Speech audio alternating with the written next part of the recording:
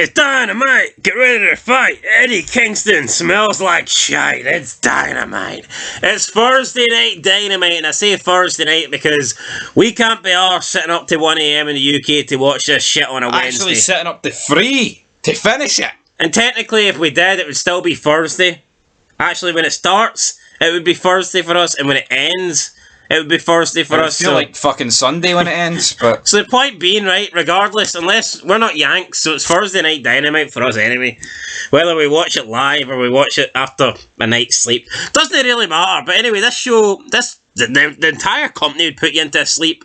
It's just not very good. And speaking of our intro, which actually I thought was no bad, why do they not have a licensed theme song? I don't get it. Tony Khan's money, or his daddy's money, whoever's money it is, whether he steals it from the Jaguars or Fulham, like, why can't we get like an actual rock band, and why can't we have like a recognised, a licensed theme song?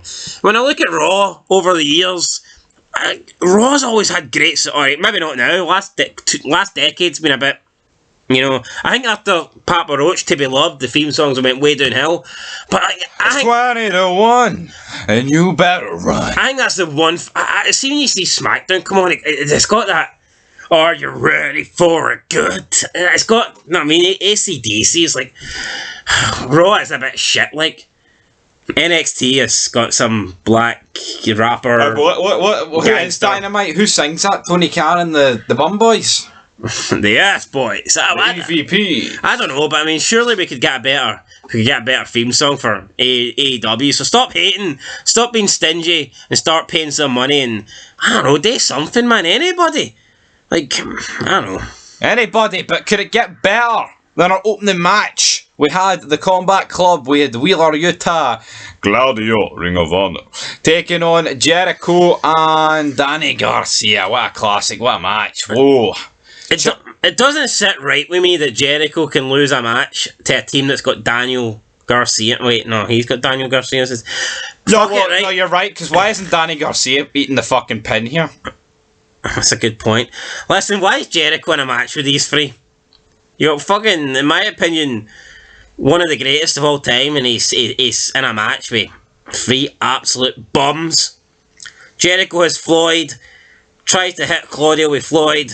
Claudio hits a powerbomb, goes for a big swing. Garcia jumps on Claudio, but Claudio swings him with Garcia on his shoulders anyway. Hager now gets on the top rope, but Hager gets a boot by Claudio. Claudio comes off the top rope, hits a European uppercut on Jericho, and then hits him with the neutralizer. 1, 2, 3. Can't help but feel Jericho got buried here by Claudio. Ring of Honor. I mean, there was no honour here, right? Someone like Jericho just shouldn't lose a match like this. But he did lose, and that's the problem. He gets treated to an even worse backstage segment than the match. The audio's just in and out. Yeah, we go backstage. JAS are cutting a promo. Did not make out anything they said, because 1 minute the mic would be on and the next minute it would be off. So, like, Jericho could have cut the greatest promo here, and you wouldn't know. Like, imagine like The Rock, that promo before the Hell in a Cell match where he's burying the 6 people. And it just keeps on cutting it. And you don't... I like to drink a big glass of Backstreet Boys. It just wouldn't have worked. Yeah, it wouldn't have worked. So, come on, Tony Khan, you've got the money. Or your dad has the money, or somebody in the Khan family has the money. Yeah, if you ain't going to spend the money on good fucking wrestlers, then why don't you spend the money on good microphone qualities? Even I've got a better microphone, Blue Yeti, anyway. Shout out to the Blue Yetis. First one only lasted me 2 years and it gave up. What a joke. Paid £200 for that bad boy. But anyway, moving on. Daniel Bryan backstage. Daniel Bryan's doing an interview with Renee.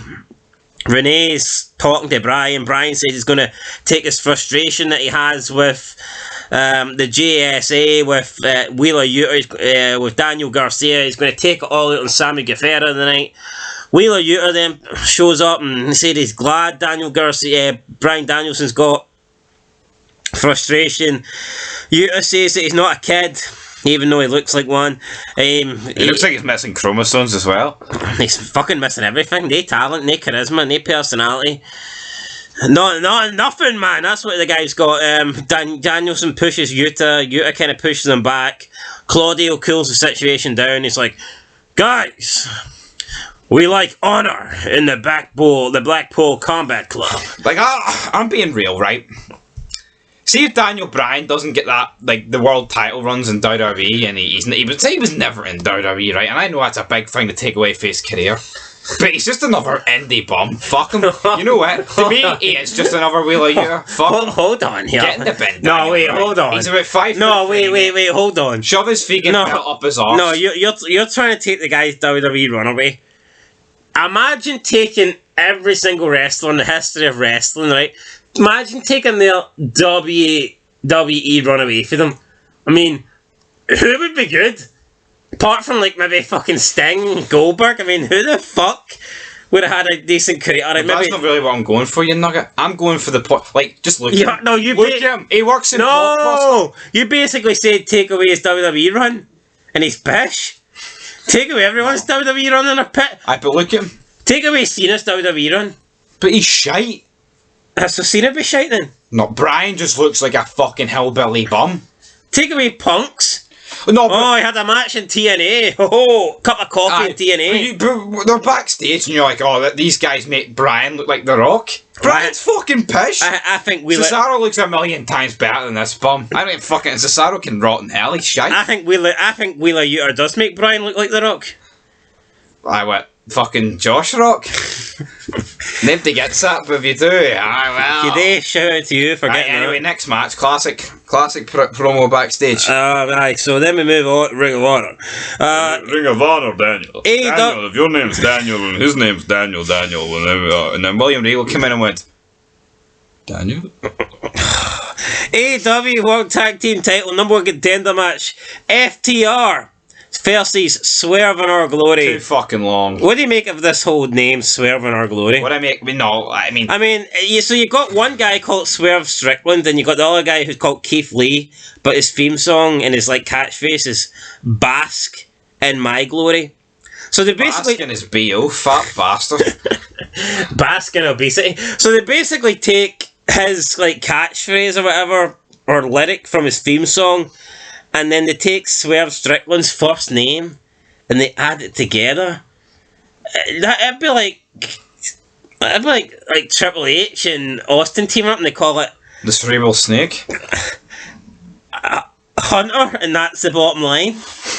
Was it not? Hunter, that's the bottom line. No, it is. Or fucking the Kane, rest in peace or something, or I'm trying to think of other tag teams in wrestling. The Rock, oh, it's true, it's damn true. Yeah. Anyway, but no, like FTR is literally fuck the Revival. What Benoit and fucking Jericho team up? You've got Toothless Aggression Jericho. FTR is just a Poundland Voodoo Kin Mafia, and not because they're ring, just in terms of the name. That's all they've got similar there, isn't it? Hold on, why are you comparing these two? What, Voodoo Kin Mafia? One's a great tag team with a bad name that's a shot at McMahon, and the other one's a team that holds 3 belts and none of them are worth a damn. See the belts that you put on for work in the morning? It's fucking better than these 3 belts or 6 belts. The belt hanging up my wardrobe's got more prestige than fucking the Ring of Honor. Anyway, right, we got a really long match here. Really boring. Lots of false finishes. Lots of shit. Big Bang Catastrophe by Lee. The whole guy's career's a catastrophe. There's rumours. He's just so fat. There's rumours bits in the match where FTR just bouncing off him and he's struggling to breathe. There's like when I ran up that hill earlier. Aye, running up that hill. There's rumours that Triple H wants to bring Keith Lee back, so I can believe that. To be fair, Keith and Triple H will fucking bring anyone back. Well, has no one been using catering since he left? Nia Jax has been in there, but she's away though. Is she? She's been away for like a year and a half. Nia Jax is released? Yes. Fuck me. Where have you been? I don't know it. You've probably been in catering actually. Dewdrop was eating all the snacks. Oh, we got for. Low blow by Swerve to Dax, and then the referee doesn't see it. Keith Lee hits his finisher. The Ass Boys are holding Cash back at ringside, so he can't get in the ring. Looks a bit phony. Why didn't they just knock Cash out? And they're trying to the Ass Boys are in the ringside, by the way, with some like cardboard titles, pretending to be the Revival, and that gave me a bit of a chuckle. Yeah, that was it really. Then the Ass Boys beat down the Revival, and then the Acclaimed come out, to help them, but it looks like we're getting Swerve in Our Glory versus the Acclaimed again. Like, what is the point? We then move backstage. Renee is with Saraya. She's saying, it's so good to be here with you, bestie. I mean, who gives a fuck if they're best friends? No, I mean, this is supposed to be a company that wants to rival the WWE, and all I see is Tony Khan and fucking friends. I like this guy, let's hire him. I mean, well, what does Renee offer, and what does Saraya offer? I mean, Saraya turned up. It's supposed to be a big deal. Like, what has she done? Can't wrestle.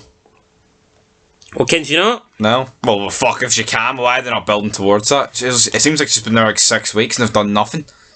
Britt Baker watches it.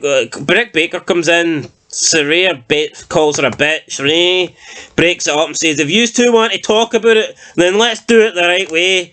Britt Baker doesn't want to do it the right way and just walks off. I've been no it's shite, right, about this, like, the whole thing. Oh, bestie. Everything. Right, everything, but, besties. Like, this company fucking relies on. It relies on you knowing people from other companies.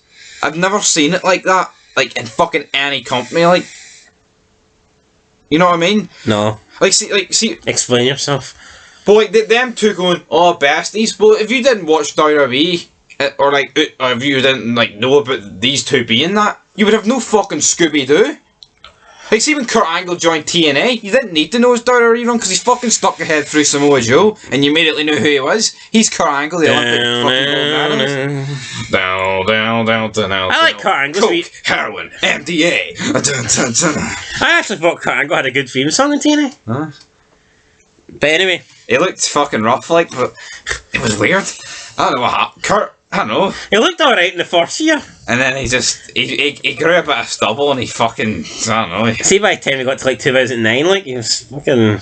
Them moonsaults. Nah, he looked pissed by 2007, like, really I'm not gonna lie. skinny, no physique, but like fucking drugged out his tits. And he lost about 10 feet in height as well. I know. What fucking happened to him? What's going on? I reckon that headbutt to Samoa Joe just fucked him. He was never the same after headbutting Joe, like. Yeah, so Swerve win. MJF out next. We then got a video package for the Kingdom. Apparently they're going to be... the Kingdom signed contracts to AEW. I was going to make a fid on this, but it's probably too late now. So anyone who cares, there you go. Kingdom are now all elite. We then get match 3. Sammy Guevara with Ty Conti versus Bryan Danielson. Hold on, what about MJF? MJF was literally after the Renee bit. Was he? Aye. Alright, well. MJF comes out pretending to be John Moxley. He was like, I'm going to drink your blood, I'm going to gargle your piss. Woo! And then that was pretty much it. Then he just repeats the same old crybaby stuff. I'm going to beat the haters. I'm going to do what they said I couldn't do. Woo! Garbage in the pit. I'm fighting every single scumbag that doubts me. I mean, it was alright promo from Moxley. I mean, for MJF, whoever it was. But no, it gets me. He goes on about this like whoever doubted me. You've been in this company for 3 years and you've fucking nowhere near been close to a title. What you were supposed to bow down to him instead of he's like fucking Stone Cold winning 3 Rumbles on the bounce. Well, he is the best thing in the company. He's not won the belt. What's that matter? What's that matter? He's no top dog. He's fucking pish. Razor Ramon never won the belt. I mean, he didn't claim that. He just came there for the fucking paycheck. Hey Chico, give me the money. This guy complains about a fucking tryout he had with Dean Malenko and Adam what's his name? Pierce watching him? Scrap Daddy! Who in the fuck does Adam Pierce think he is? Pierce, mate. Aye, Pierce? How is he allowed to judge anyone in a tryout in WWE? You're saying Pierce as in like fucking... Pierce Morgan. Right, but anyway, why is he allowed to judge people and say if they're allowed in a company or not when him himself was a fucking bum? I don't get that. Like people like make it you're an idiot because you were never in the wrestling business or whatever. But I mean, who cares? Like, does Adam Pierce wrestling matches in Ring of Honor really qualify him to decide who's good enough to be in the WWE? I just don't get that. No, definitely not. Definitely not. I mean, we could literally go into some Belfast organisation and have a 10-second match and then claim, that's us in the business. We can decide who's going to main event WrestleMania. Exactly, but fuck him. I know he's pish. I don't get. That just sums how downhill wrestling is. When Adam Pearce is considered a guy that makes... See, back in the day, like, are you trying to tell me, like, some jobber Like, that fat guy, the fat guy that New Jack killed, you try to tell me if New Jack doesn't kill him and he medically retires. Mass transit. Aye, Vince fucking phones him up and was like, I don't need Brian Alvarez's opinion, I need your fat bastard to have an opinion. You're coming in here and you're going to tell me if these boys are good enough, so. It was Wade Keller, mate. Wade Keller, Brian Alvarez, Dave Meltzer, all three nonsers. Right. All love this show and touch each other to it. Right, we move on. Daniel Bryan versus like I'm just gonna call him Daniel Bryan because it's more over than Bryan Danielson. That's what it fucking is. Plus, it just comes off the tongue. Daniel. It just comes off the tongue better. Danielson versus Guevara. Guevara and Ty Conti are making it. The guy with the mask on commentary doesn't like this. Because he's gay. Taz is like, you know, Taz is like, you know, he's got a hot chick, why wouldn't he kiss her? Then he says, Taz, would you kiss your wife like this on TV? And Taz is like, yeah. And he says to Excalibur, maybe if you weren't wearing a mask, you could kiss your wife too. It's like, whoa. Buried. Wasn't that good, was it? Not really, no. But I'm trying to make this show sound a bit decent. Bryan Danielson wins. He's got a triangle choke on. Sammy's out. He hits him with elbows and the referee calls it. See, I've noticed in AEW, right, there's a lot of people's finishers, it's like, kind of like submissions, like chokeholds and shit like that, or strikes, and a lot of it is like, there's no, a lot of it's just like the referee calling it. Like, back in the day, it was like impactful finish, like the Austin hitting the stunner out of nowhere, 1, 2, 3. See, in AEW, like, I think they're trying to do it as if it's like a shoot. Like, you look at Moxley, look at his finisher. It's fucking shite. It's like a sleeper hold. I know. Then you've got Daniel Bryan with, like, this triangle choke here, and it's like, I just don't like it, man. It's to me, that's a boring way to finish. Like, it's different when Kurt Angle came in, they had the ankle lock. And even then, like, you know what I mean? It's like, is he going to tap? Is he not going to tap? Guy crawling around the ring. There's different things you can do in an ankle lock. Seeing this, it's just like, I'm going to put you in a sleeper and then hit you a few times and the referee will just call for the bell. It's a bit shit, man. It is shit. It very is shit. But Daniel Bryanson, what a guy, winning. I just don't think your world champ should have his finisher should be a sleeper hold, like. Nope. Bob Backlund, chicken wing, whatever it was called. Aye, no wonder he Bret lost. Hart was on the sleeper hold and he was world champ. No wonder he lost to Nash in 7 seconds. We then had Jamie Hayter with Britt Baker and DMD. Oh no, wait, Britt Baker is DMD. Britt Baker, DMD, and Rebel. Because it's important to mention who was at ringside here. Of course, Rebel. Versus Rio. So did Jamie Hayter really need help here to beat Rio? 7-year-old Rio. Rio ducks a lariat, counters into a roll up for a 2 count. Hayter kicks out, hits a big boot, and then hits the Rainmaker or Rainmaker. So I don't get it. I thought the Rainmaker was Kenny Omega's maneuver. Well, he trained up 6-year-old Rio, so maybe he gave her the move. No, Jamie Hayter had it, mate. Well, that shows you how much I know. Did he train her up as well when she was 6-year-old? Who knows? Then there you go. Jamie Hayter wins. Who fucking cares? The women division's awful, man. Yeah, they'll tell you that WWE don't push the women or what? Jamie Hayter's celebrating, and then like Toni Storm's music hits. She comes out, stands on top of the ramp. They mark out, they go, oh, there's the world champ, even though she's not world champ, she's interim champ. She looks at Jamie Hayter, Jamie Hayter looks at her, Jamie Hayter points to the belt. Toni Storm holds the belt up, and then that's it. So Toni Storm's supposed to be this champ, and that's her appearance for this week. She's fucking shite. To come out after a match, stand... Could you imagine if, like, The Rock... Imagine if that's what you got for The Rock and Austin on that. You'd feel robbed. I know. If that was it. I mean, just come out on top of the ramp, literally hold the belt up, We don't do our talking on the mic. We do it in the ring. Ring of Honor. Then we get Renee backstage with Eddie Kingston. Renee says Eddie's friends are concerned for him. But he says he's fine. He says, let's stop talking about Eddie. Eddie wants to talk about Moxley tonight. And he says that Moxley will win tonight. But he tells everyone else to really? Fuck, I didn't think he'd beat Pentagon X-Zero, whatever he's called. He says he wants everyone to leave him alone. I don't know what they're trying to do with Eddie Kingston here, but I'm happy with that. Leave him alone. Never see him again. That works for me.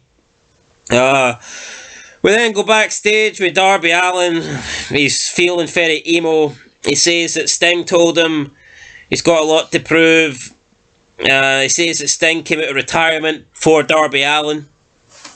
Says that Sting says he sees a lot in Darby Allin. I've lost respect for Sting. Darby Allin says he told Sting though that he needs to prove to himself, by himself, that he's got what it takes. Who the fuck does Darby Allin think he is? So he says he's going solo from now on.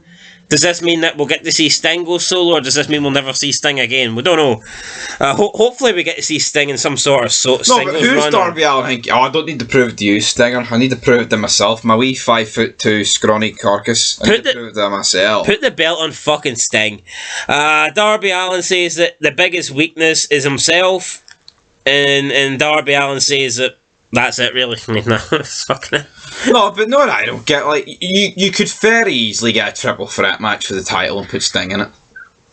I know. The guy's proven he can work. I'm not saying the guy could do a one-on-one match and go 25 minutes, even though I actually do think he could pull it off. I think he would, aye. But like, you could have a triple threat Sting match. would be better than what Punk was in his last couple of matches. Punk was a shit show. Was he really that bad? Flopping a bit all over the ropes, broken ankles. Do you see his lariat clotheslines? Aye. Yeah, like, you could easily have a big 20-minute match and even have Sting halfway through take a table spot or something and just lay there and get his breath back. Who knows? Anyway, hopefully you got your breath back for this breathtaking show, because it's time for the main event. AEW World Championship on the line. No context, no build, no nothing. Didn't even know this match was announced. Literally, why? Phone's just fucking died, so I've no idea what happened. John Moxley won. That's what you need to know what happened. He beat Pentagon X-Zero. X-Zero will have to just go and back to the Lawnmower Championships, is what it is. Oh, his brother, before this match, his brother says that he's speaking to that other guy. What's his brother called again? No, the other guy with the mask. -1? No, he's in Dark Order, mate. -10? No. That's that show. Pentagon's brother. Pentagon Jr.? No, that's Pentagon. I don't know. What's Pentagon? So many. The Black Rain guy? What? I don't know. The guy that faced Moxley for the belt tonight, what's his brother called? I don't know. I don't even know the guy who faced fucking Moxley is. His fucking brother. The guy he's in the trio champs we pack. Oh, come on, the fuck! He wears a mask. Could be fucking anybody. Could be one of the fucking 4,000 guys in fucking man, I forget his name. Anyway, right, Pentagon's Excalibur. No, Pentagon's brothers backstage with fucking. What's the guy that? What's the guy that manages the trio champs called? He doesn't wear a mask. Is it like Stevie Wonder or something? Or no, he has to be fucking blind like to fucking be on this show. What's his name? Stevie something? I think his name's Stevie, or is it Alberto? Alberto. Or Steve? Alberto. No, Steve? what's his name? I don't fucking know. Anyway, right, they're back. It's no worth me getting my phone. They're backstage, and Pentagon's brother says to the guy that Pentagon's going to become a double champion tonight, and then he says that. Forget Del Sol. I don't know, maybe. No. What's the guy who's like, he wears like the black face paint, he was in the tag team, but his tag team partner's out with a broken leg or something? What? You on about Ortiz and... No! The Lucha Brothers! That is Pentagon! Is it? Aye. Is that the guy who took on Moxley? Yes! Are you sure? Yes, 100%. You bet your top rock. I would bet my top rocker. Hey, anyway, my point was, he says that his brother's going to become a double champion tonight. So he thinks but the delivery here was so fucking bad. I don't know his tag team partner though. They're called the Lucha Brothers, that must be his brother. It is? So who's the other guy in the Lucha Brothers? I can't remember, I don't know. Lucha Brothers 2? Hold on. Why are you acting like you've just caught this up? I've been trying to tell you who this guy is for about 2 hours. I didn't realise the Lucha Brothers were actually these Lucha Brothers. Who do you think they were? I don't fucking know. Oh my god. Anyway, right, he says his brother's going to become a double champion tonight, and then he says he's going to become a double champion too. Then Christian Cage walks in with a broken arm and Luchasaurus, and Christian says, my man, my right-hand man of destruction, Luchasaurus, he's coming after any champion. And basically we got a match set up between Luchasaurus and Pentagon's brother. But, like, why would Luchasaurus... Now, I get Christian said he's going to come after anybody with a title, right, fair enough. But why would he be coming after the guy with a trios title when he's one man and he can't win it? I mean, yeah, why wouldn't he go for Moxley? Or anybody with a singles title? Like, what the fucking hell was it? What was this? So, I guess next week or on Rampage, we're going to get Pentagon's brother and we're going to get Luchasaurus. Ray Phoenix? Nah, Ray Phoenix, that's the one. But, like... Fucking pluck that for nowhere. I just don't get it. I mean, why is Luchasaurus going after a guy with a trios title? It's not like he can win his trios title and then get, like, integrated into the trio team. Just doesn't make sense. Like John Moxley times. Yeah, John Moxley wins. Then the firm come out. They beat down Moxley, even though MJF told the firm not to get involved because he wants Moxley to be 100% fit. MJF comes out on the ramp. He looks, he doesn't look too happy. Moxley's getting beat up. Is he going to come in and save him? Is he not going to save him? Is he going to save him? Is he not going to save him? He decides, fuck it, I'm going to run in and save him. Takes his shirt off, pulls all these guys off him. Then he turns around to a big boot for Ethan Page, super kick for Ethan Page. Then they beat up MJF. Big guy. Big Cass, whatever his name is. Morrissey. Why didn't he just use the name Big Cass but with a different spelling? Like Jacob Cass. You know who Jacob Cass is? A boxer from Fight Night? No. Right. Created guy in WWE 11. Oh. Well, that's pretty close. 2012 actually. Yeah, it's 12. close. The name sounded familiar. And then William Morrissey chokeslams him through a table on the outside, and that's pretty much it. So MJF wanted to try and make sure Moxley stays 100%, but now it's MJF who's not 100%. So there you go, guys. That is your AEW Rampage. Boring as fuck. Dynamite. Was it Dynamite? Who cares at this state? Who cares? It's a shite week for wrestling. For me, this was the worst show of them all, though. I mean... 2 hours and like it was like what 4 matches and no segments. 5 matches. 5 matches and no segments. Well, there's a few segments, but they're all shit. I know, but they weren't long. Half the time the mic didn't fucking work, so yeah, the only segment that could have been good, the mic didn't fucking work. I'm giving it a 0. I'm sorry, I'm but giving it a -1 for that wee spastic kid. Anyway, there we go. Who? -1. All right, him. He came out in Rampage. It's -1 actually. I'm not alright. Anyway, he came out in Rampage trying to beat up the guy who's in the triple threat match with Orange Cassidy. This big guy who's in that Dark Order. So -1, 3'7", trying to come out and beat up a guy at 6'5", and the guy had to hold him back. Any thoughts on that? Sums up AEW in my opinion. Anyway, -1, you gain a 0, -0.5. Woo!